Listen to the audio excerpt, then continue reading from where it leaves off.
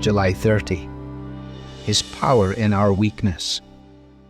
The Lord said to Gideon, "The people with you are too many for me to give the Midianites into their hand, lest Israel boast over me, saying, 'My own hand has saved me.' Now therefore proclaim in the ears of the people, saying, 'Whoever is fearful and trembling, let him return home and hurry away from Mount Gilead.'" Then 22,000 of the people returned, and 10,000 remained. Judges chapter 7, verses 2 and 3. God's purpose for his people in every age is that we might depend upon him entirely. When God called him to save the Israelites, Gideon was faced with an overwhelming task. His army had to face the Midianites.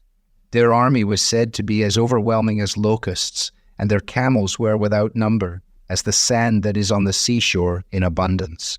Gideon's army of 32,000 paled in comparison. And then the Lord said to him, "The people with you are too many for me to give the Midianites into their hand." And so 22,000 left the army. No doubt Gideon was doing the math and wondering how he could strategically match strength for strength with even fewer soldiers. What he didn't know was that he was about to learn the necessity of weakness.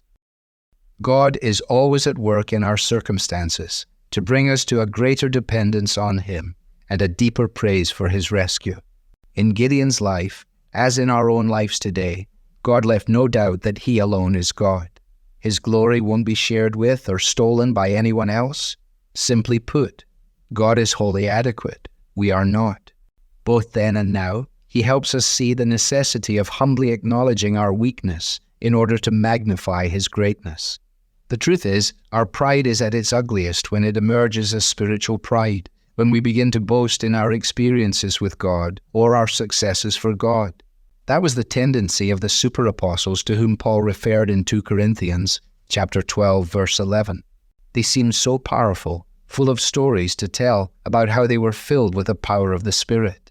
But Paul simply answered, "If I should wish to boast, I would not be a fool, for I would be speaking the truth. But I refrain from it, so that no one may think more of me than he sees in me or hears from me." He understood that humility, weakness, and inadequacy are all key to usefulness in God's kingdom. That is why God further reduced Gideon's army to a mere 300. He was going to achieve his plan with so few people that when the victory came, everyone would know the source of the victory. And in God's kindness, he still does this for us today.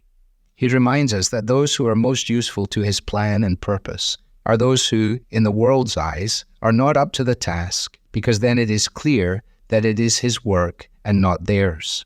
This is bad news for you if you would like to hold on to your pride and self-dependence.